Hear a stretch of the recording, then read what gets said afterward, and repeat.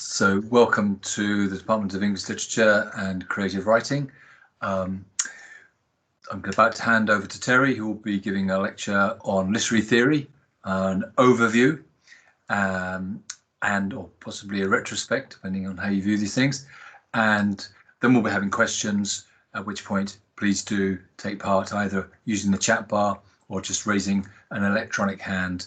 And if you'd like to turn your mic on to do that when you give your question, that's lovely, and or stick your camera on. Okay, so I will now hand over to my colleague, Professor Terry Eagleton. Thank you, John. I suppose that literary theory, as we know it in its modern form, really emerged in the late 1960s. It reached a high point in the 1970s, still around in the 1980s, but it began to wane in that period, towards the end of the century, in other words, and then diffused, dissipated quite quickly. I think that those dates are significant because that period was really the last period when the political left was, in some sense, in the ascendancy. It's the last time, it's the most recent time that that's happened. And I think that the rise of literary and cultural theory in complex ways was tied in with advances, new kinds of militancy, new forms of insurrection and so on the left. And all that made it a very controversial matter. I mean, it may not be obvious now to those of us who study literary theory, but really when it first emerged, it was a highly disputed affair, very controversial. There was a lot of blood on the seminar room floors, some of it looking suspiciously like my own. So why, one asks, was there this furore over something which only concerned a few 100,000 not very important people like us, like students of literature, teachers of literature, whose contribution to the national economy probably ranks only a little bit higher than that of the penguins in Chester Zoo. Well, one reason I've suggested already why there's been this alarm over it, because it was clearly the intellectual expression of various radical political forces, but also I think because for those who didn't like it, for those who opposed it quite vigorously at the time, the phrase literary theory was almost a sort of oxymoron or contradictory, self-contradictory phrase. Like, for example, another oxymoron, military intelligence, or even better, business ethics. Centres for the study of business ethics really belong with centres for the study of unicorns or elves or whatever, mythical creatures. Why should the phrase literary theory be oxymoronic? Incidentally, Samuel Beckett once said that he had a strong weakness for an oxymoron, and the word oxymoron, you may know or not know, is itself an oxymoron. It comes from the ancient Greek for sharp and stupid, oxymoron, stupid as in moron. Anyway, why should it be oxymoronic? Well, because on this notion, the idea was that theory concerns itself with general concepts, whereas literature is about sensuous particularity, individuality of various kinds. Theory is systematic, whereas literature supposedly has the elusiveness and indeterminacy of life itself. In fact, you might argue, literature as we now know it arose sometime in the late 18th century, as I was saying in a lecture this morning, arose partly as a form of resistance to kinds of public discourse which were growing more abstract and bloodless and alienated, science, certain kind of philosophy, political economy, and so on. So that the very idea of literature or the imagination represented a protest in the name of lived experience of how things actually felt and tasted against what was seen to be a rather bloodless Enlightenment rationality. Among other things, that's a rather fancy way of saying that literary types aren't really very good at what's ordinarily called thinking. You know, they tend to be affective, intuitive, imaginative instead. So how then can there be a theory of that which is supposed to undermine the theoretical, the literary in its sensuous particularity? Well, theory or science does indeed deal with generalities. There can be a science of spiders, for example, but there can't be a science of an individual spider. Sociologists are not really very interested in individuals. But notice that literary types, literary critics and theorists deal, of course, with language, and all language is inescapably general. So there isn't any simple opposition between theory as abstract and universal and general on the one hand, and literature as specific and definitive and concrete on the other. I mean, as somebody has pointed out, the words "I love you" are always, in some sense, a quotation. You can't say "I love you" to somebody without it being in some way a quotation, which doesn't in the least mean it's not sincere, just that it's been said millions and millions of times before, like almost any piece of language. A phrase like "this indescribably awful pain I'm having here at this very moment," yes, is stuffed with generalities. Almost every word in that sentence, including this and here, are generalities. Indeed, you might say that all signs, verbal or otherwise, are general in the sense that to be a sign, they have to be, as it were, portable from one situation to another. We wouldn't give the name of a sign to a mark that only ever happened once. There can't be a language simply for my experience alone. In fact, I can only identify what I'm feeling, what I'm experiencing, because I already have been brought up within a language which I share with a lot of other people. There are no unique experiences in the sense of experiences which in principle only I could have, or only you could have, as opposed to experiences which only I happen to have. Literary works sometimes create the effect of sensuous specificity. Think of Keats or Hopkins or Donne, but this is a kind of verbal deceit. Certain literary works go to work on language in ways which generate the illusion of sensuous specificity. Another way of looking at literary theory is that you can see it in a way as the coming to self-consciousness of some sort of practice or some kind of activity. I mean, for a lot of the time, our activities, our social practices bowl along without feeling any particular need to think themselves through. But from time to time, a practice, social or intellectual, comes unstuck, either for some reason that isn't internal to it or for some external reason or for both. It begins to run out of steam, it begins to fray at the edges, start to come apart. And so in order to carry on, it has, perhaps for the first time, to begin to rise to self-consciousness and take itself as the object of its own inquiry. And that is what happened with the emergence of literary theory. When that self-consciousness happens on an epidemic scale, as it did back in, say, the 1970s, you can be sure that something's gone wrong.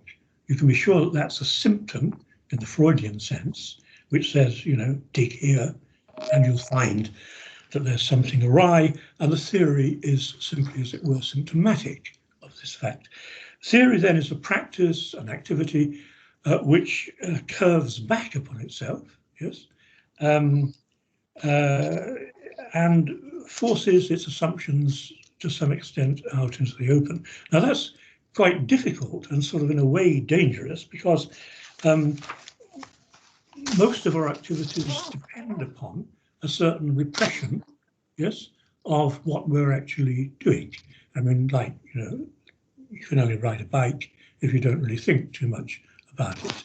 In any case, we can't fully stand outside ourselves and objectify all of our latent assumptions. It would be like trying to pick ourselves up by our own bootstraps, because some of these latent assumptions constitute our very forms of subjectivity, so that to grasp them from the outside would be like leaping outside one's own skin. So only by excluding a great deal from our consciousness, as Freud teaches us, can our consciousness actually work. Our consciousness depends upon a certain salutary repression of all that went into its making. Now, theory in any full sense then, total absolute self-reflection is an illusion, I think, but theory in some fairly low-level sense of the term goes on all the time.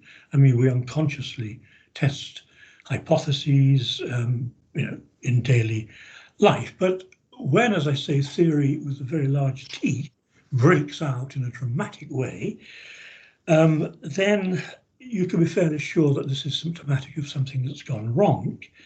And I think that in the case of theory, the theory we're talking about, what went wrong, or what seemed to be wrong, was something to do not in the first place with literature, but actually with the role of the humanities as a whole in modern society.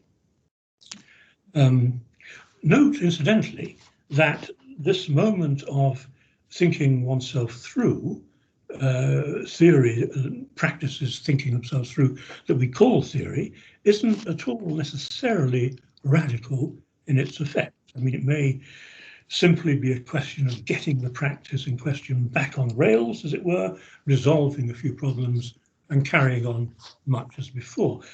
You can now go back and reread everything from Beowulf to Virginia Woolf, but now in feminist or structuralist or semiotic terms, which will keep you going for a good few years and will keep the inspectors off the university's backs.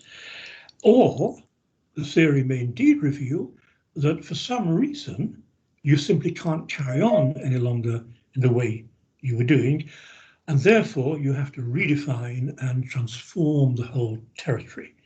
You have to try to dredge into consciousness assumptions which regulate what you're doing, and doing that, as I've just said, may have the effect of disabling those assumptions, in which case we have to establish a new set of them, which in turn, in time, will no doubt become unconscious and seem spontaneous and habitual, and then might again, at some future point, therefore need to be estranged, to be brought to light, to be reflected upon, and so on, in a potentially infinite process. As Freud teaches us, our natural condition is one of self-oblivion, is one of amnesia, is one of being opaque to ourselves. One of the staggering insights of what you might call late modernity, not confined to Freud by any means, is that we are not, as we used to think, as Descartes used to think, for example, transparent to ourselves. It's not a question of our being transparent to ourselves but opaque to others, or others being impenetrable to us. It's a question of being impenetrable to some degree to ourselves simply by virtue of being human subjects. Remembrance for Freud is arduous and painful and sometimes traumatic, which is why we don't like to do it.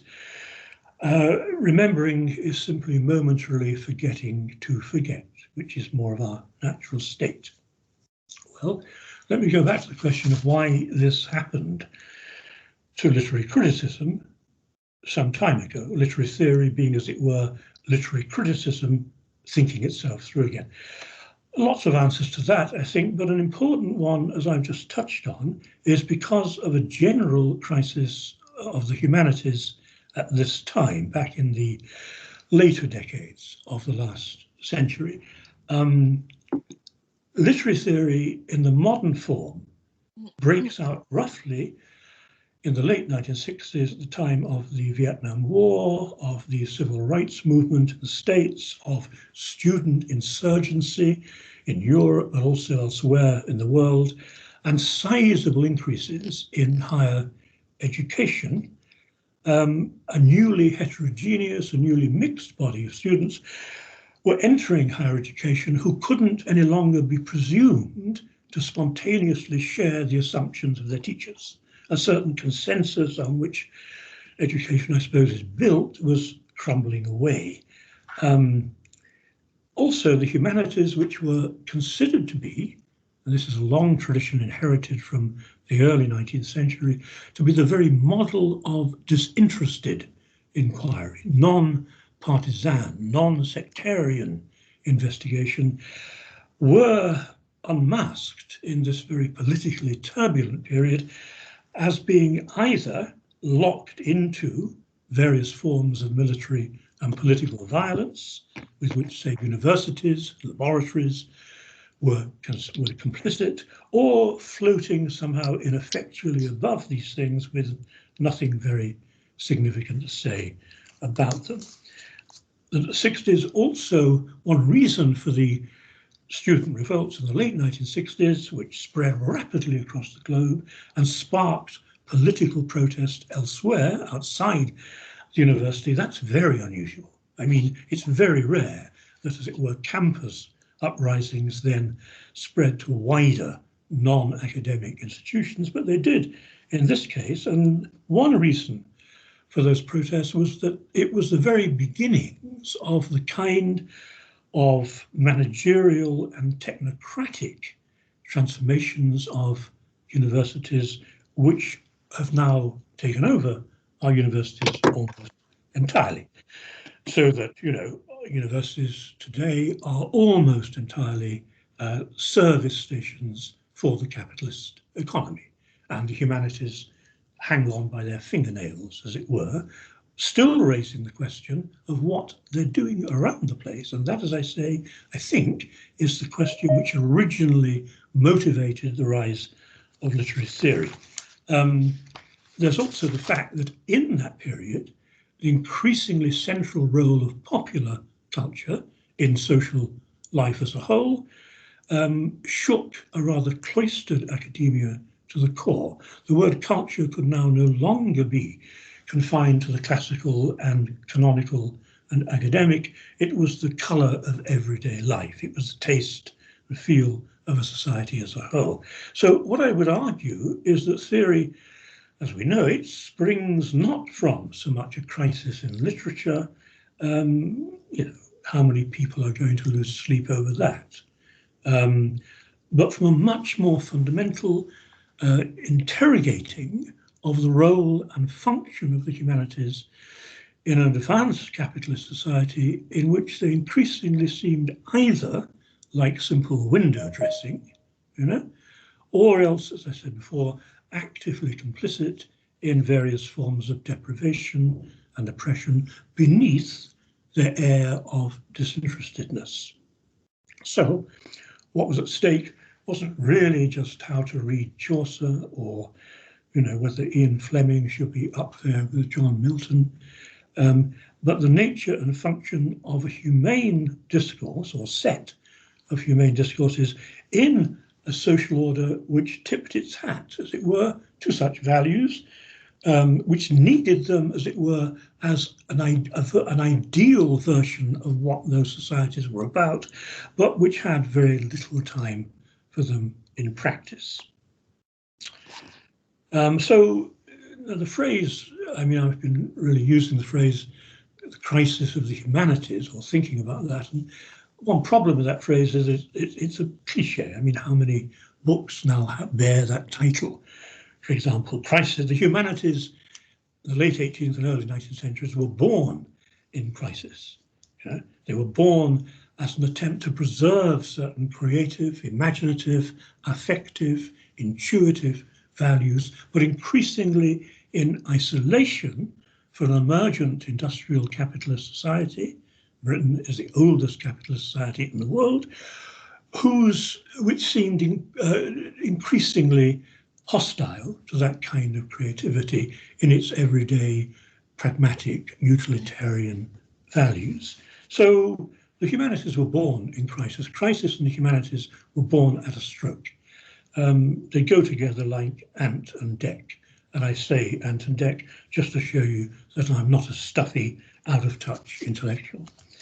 The humanities emerged, let's say, at roughly the same time as early industrial capitalism, and they found themselves then hopelessly caught between either trying to provide that system with some sort of rationales, you know, some spiritual explanations of what it was doing, or launching a critique of it, but a critique which was always from a certain academic distance and therefore tended to be rather ineffective.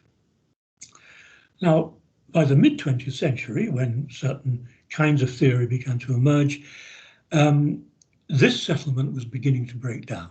Yes, the liberal tradition of disinterested, non-partisan inquiry was beginning to look more and more hollow, and one of the products of the breakdown of that consensus, that settlement, as I say, was something called theory. Yes, I'm trying to give you time for questions here if you want. Oh yes, let me just say quickly, one way you can think about theory, as compared, say, to conventional literary criticism, is that for the theorist, criticism doesn't start far back enough, yes? It takes too much for granted. So let's say criticism asks about the meaning of a poem, but theory asks what we mean by meaning, tries to push the process one stage back. In that sense, it's a kind of meta inquiry. Criticism asks whether the novel is boring, whereas theory asks what is a novel in the first place. Criticism ranks the play or poem as superb, whereas theory asks by what criteria do we make those kinds of judgments, and are they set criteria or do they vary historically? Imagine, for example, that you were witnessing a piece of art that was profoundly alien to you culturally, let's say some medieval Japanese drama. Yeah, what could you say about it? You could say that it was boring or colourful or fast-moving or action-packed or repetitive. What you couldn't say is whether it was any good. And you couldn't say that because you wouldn't have access to the conventions and criteria which determined the answer, what counted as good in that particular time and place. There is a special kind of theory, special group of theories, which includes, say, feminism, socialism, queer theory, which are generally described as emancipatory theories. And they have some rather interesting and special qualities about them.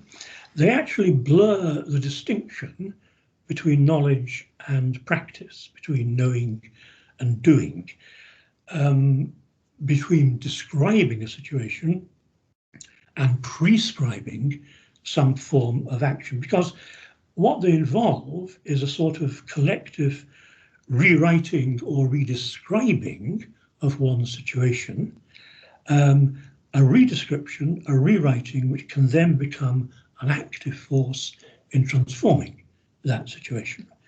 People who are in unpleasant and unwelcome situations need to know how it is with them, not as an end in itself, but in order to be free of it, so that knowledge and power, knowledge and action come a side of the same coin. Once that is accomplished, if it is accomplished, it follows that there's no need for theory anymore, so theory can wither away and die.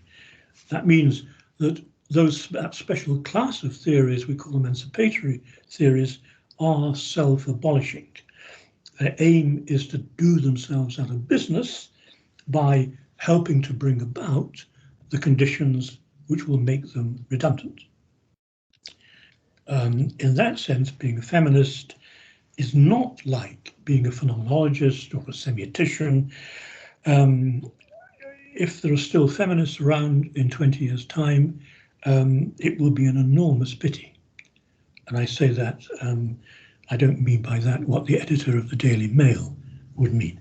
The only good reason for being a socialist, for example, is to get to the point where you can stop being one and just lie around all day wearing loose crimson garments, sipping absinthe and reading Dante in various interesting postures of jouissance. You create the conditions, so you hope, in which your own critique is no longer necessary.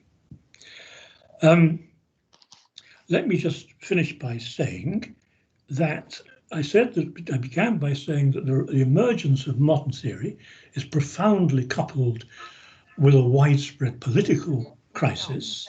But it also happened, the early works of, say, Jacques Derrida, the early works of Michel Foucault, it also happened at a point where the radical forces that were part of that crisis were beginning to be rolled back. So a certain disillusionment on the left was already setting in at that particular moment. And one of the roles of theory, therefore, was, as it were, to keep the revolution warm at the level of language, in a substitute kind of way, to try and cultivate those ideas, but increasingly in separation from political action. That wasn't the fault of the people who were involved in that, but theory was a kind of aftermath, yes, of that particular kind of insurgency. I might even, you'll be delighted to hear, stop at that point, except just to add this, and then we're almost at the half hour. By the 1990s, postmodern culture thought that it had effectively superannuated, got rid of, dismissed grand theories, grand narratives of a conceptually ambitious kind.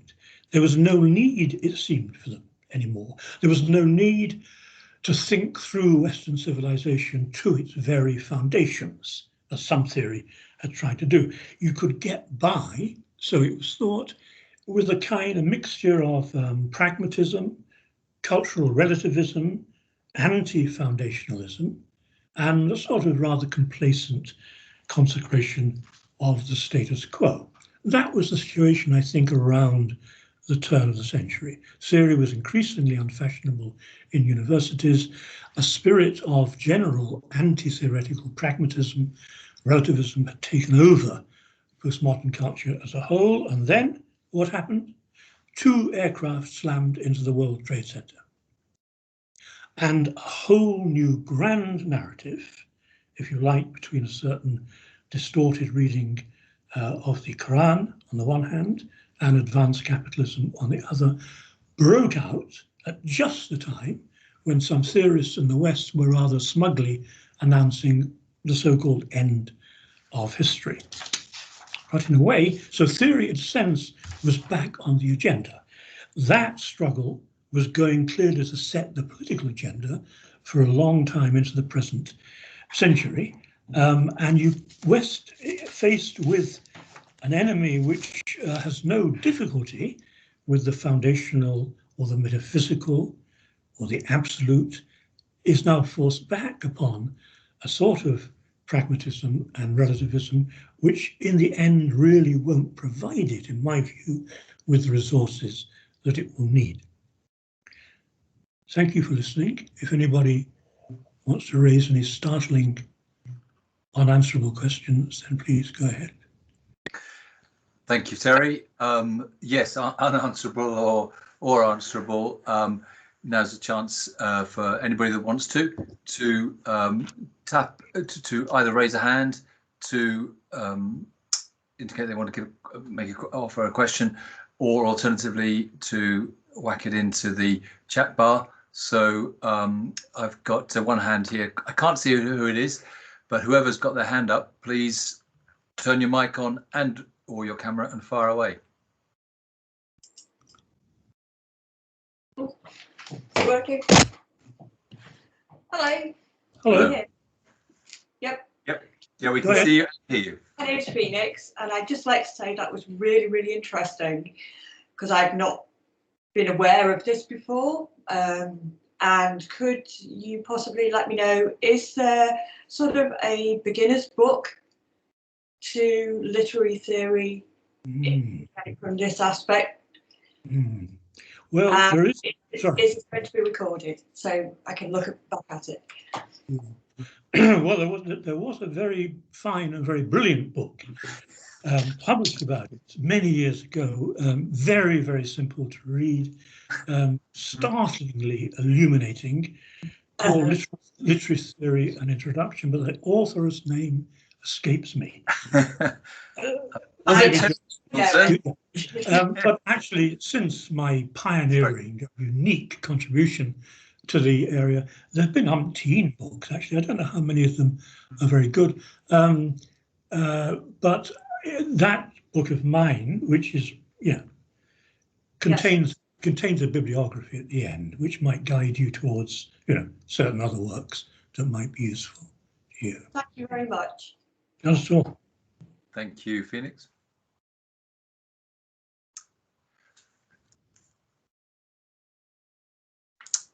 So just raise your hand or put it in the chat bar.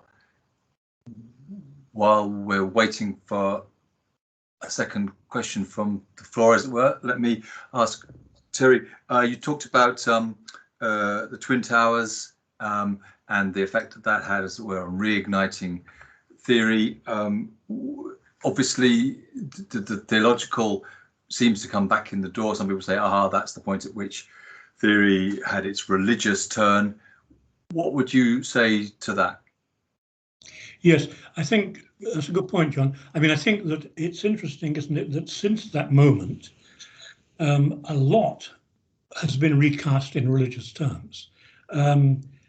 Just to the point, I mean, the sort of pragmatism and relativism, anti-foundationalism I was talking about in the West was, of course, part of a general secularization.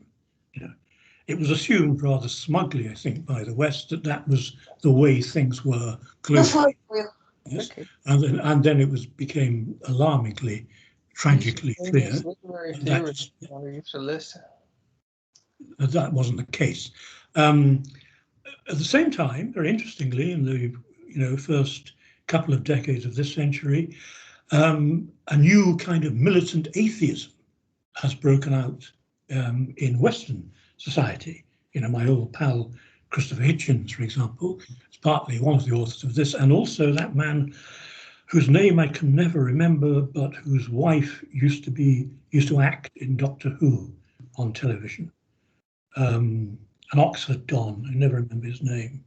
Dinkins, Ratkins, was it? Dawkins, yes, Dawkins.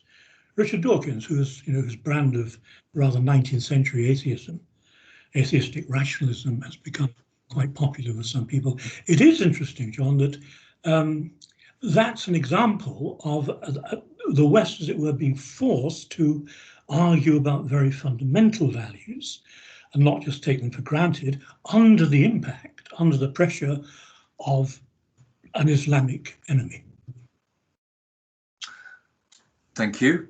Got a question here from Amy Foster. Amy asks, what do you think the next school of literary theory will be? Are there any particular movements, schools of thought, which are gaining traction apart from the emancipatory movements? Yes. Yeah.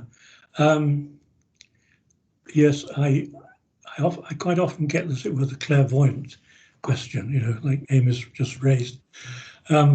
What does the future hold? And as she says, as John says, leaving aside the emancipatory question, I would have thought that you could easily invest in green theory, surely, we now face the most dangerous crisis that humanity has ever known. And if the humanities has nothing to say about that, then it must be somehow bankrupt. So I would suggest that. I would also suggest it may be time to go back and look at some of the theories that are now not very popular, like semiotics and hermeneutics and phenomenology. They became, they lost a great deal of ground as postmodernism and postcolonialism began to rise. I must say, however, although this is mentioning the emancipatory theories, what did perhaps above all keep the radical flame alive over the period in which theory and the left in general took a downturn was the women's movement. Now, it often wasn't as radical, as militant, let's say, as it had been around the early 1970s, but there was a certain political continuity there, and that is partly because, of course, all the most important theories are not just theories. I mean, I mentioned semiotics, hermeneutics, phenomenology. They are purely intellectual practices. There's nothing wrong with that, but it's a category mistake, as the philosophers would say, to lump those with things like feminism, socialism, anti-colonialism, which are not in the first place theories, but ways of behaving in the world, of which theory is an integral part. Thank you, Terry. Okay, another question in the chat bar from Joanna Orphanide. I apologise if I'm getting that wrong. Joanna writes, I was interested in the Japanese example you brought up. With that in mind, do you have any thoughts on the study of literary theory through the lens of global literature, or perhaps how a more diverse student body should be approaching those areas of research? That's an interesting and difficult question, a complex question. I think one gain in literary theory, going back a few decades to its high point, was that it really was at its best a sort of international language. I mean, certainly I've been all over the place talking in those terms to people in the way that, say, you couldn't simply talk about English literature in Nigeria or in Malaysia or wherever, not so easily, but it provided a kind of, because it was a sort of meta language, which was partly independent of specific cultural and literary idioms, it provided a kind of way of talking which many people globally could join in with. And that, of course, accompanied, let's face it, globalization in its less positive senses, the increasing sway of the transnational corporations over so many aspects of the lives of so many communities. So there was, I think, that kind of advantage to it. It was a situation which, in a curious way, reproduced what had happened at the high point of modernism in the 20th century, in the early 20th century. Modernism, which of course was quite often the project of exiles, emigres, vagrants, outsiders, people with one foot in one society and one foot out, Eliot, Joyce, Conrad, Pound, James, Wilde. Almost all of the major names in English modernism are exiles and emigres of one kind or another. That meant that was in many ways quite unpleasant. One shouldn't idealize or romanticize the life of an exile. Maybe okay if you're Joseph Conrad, but not if you're escaping from Syria. Yeah? On the other hand, it did force those people to develop a kind of lingua franca, a cosmopolitan tongue. So they would all meet together in various cafes in various European capitals or in New York, wherever, and develop a certain sort of discourse, which was no longer the discourse simply confined to the nation state. Some of them, in a rather hubristic way, imagined that the nation state was now finished. Just then, the most virulent form of nationalism that the 20th century has ever seen broke out at the heart of Europe, Nazism. So there's no way in which that kind of language can simply surpass the language of nationhood, but it can begin to, begin to transgress the barriers or the limits of that in ways that are useful. Thank you. Terry, you were talking about emancipatory theories and then other kinds of theory. If we take the other kind of theory, how would you meditate on it, brood on it, just read it, as it were? How would you read its kind of pointlessness, its kind of otherworldliness, taking deconstruction as the classic example, its kind of delight in itself and its endlessness? What does one say about that or do with it? Yes. If I say too much about that, John, I'm going to exhaust what I'm going to say tomorrow about uselessness. Oh, yes. But you're right. I mean, I mentioned the word jouissance, a kind of key word for post-structuralism, enjoyment, pleasure. I think one of the gains of some theories was it put, and certainly of feminism, was it put that back on the agenda. Theory had a tendency to perpetuate the sort of grim male intellectual syndrome, rather bloodless and non-humorous and non-pleasurable. And theory began, I think, and certainly, as you mentioned, John, deconstruction began to explore questions of pleasure, whose whole point really is that they exist for themselves, as you say, for their own self-delight.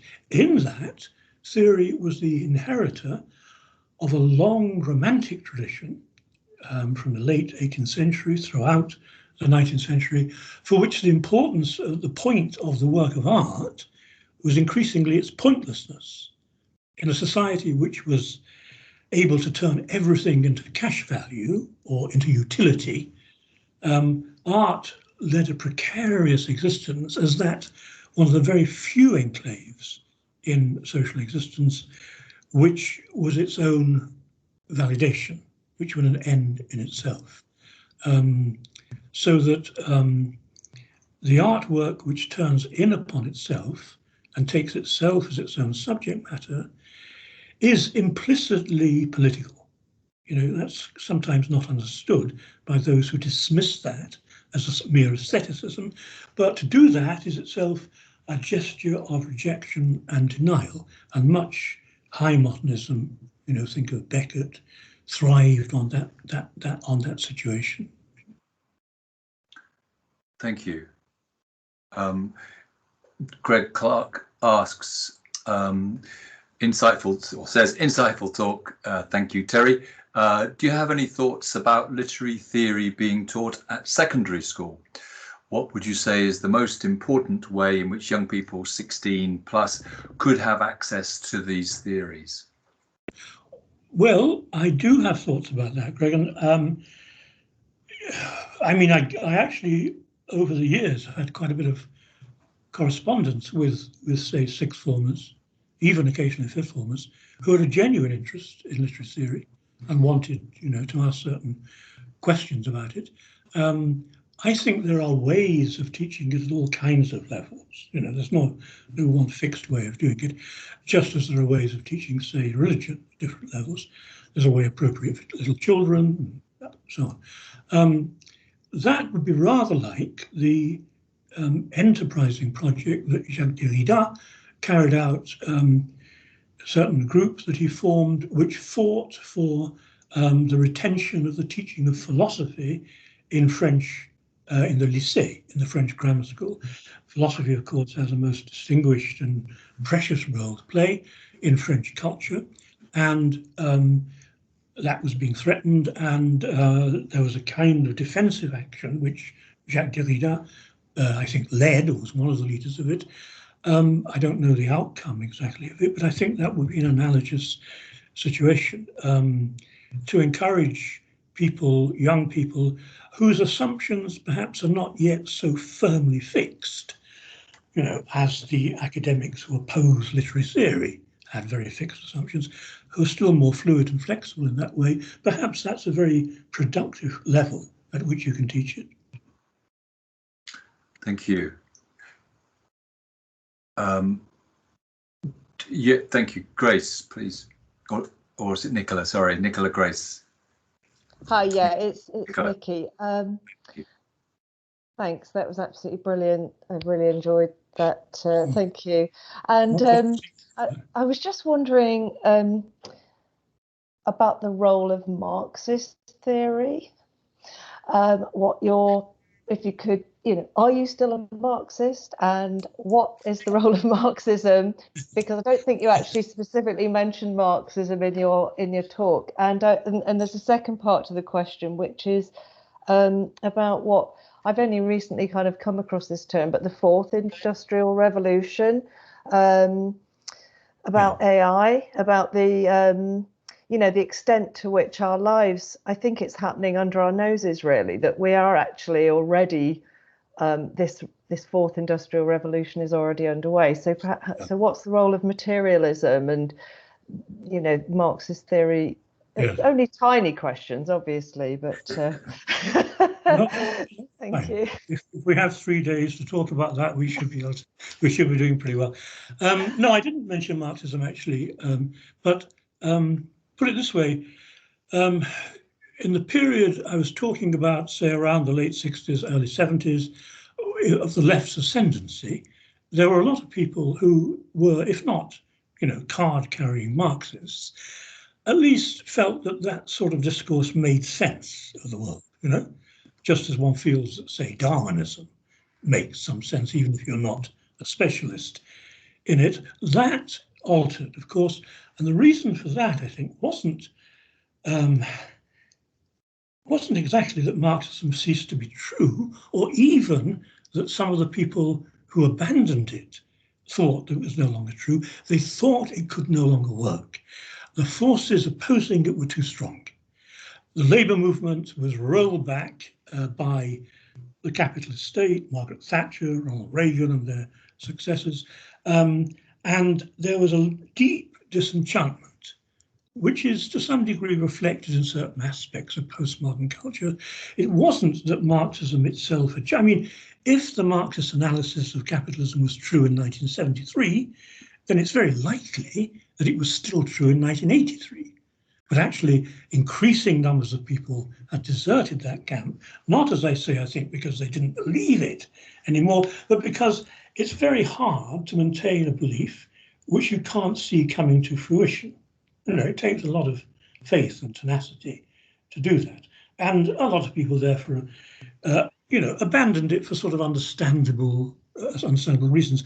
I personally, I must say, I'm not that worried.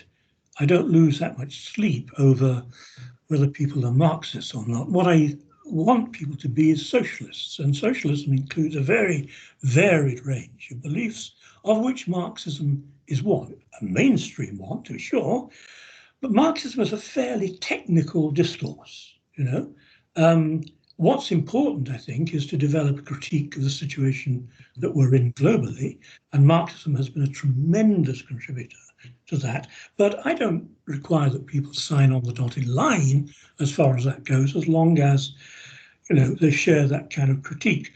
On the question of artificial intelligence and so on, this is, I'm not exactly the best placed person to answer questions about recent technological developments, because I make a confession now, which I hope won't go outside your own rooms.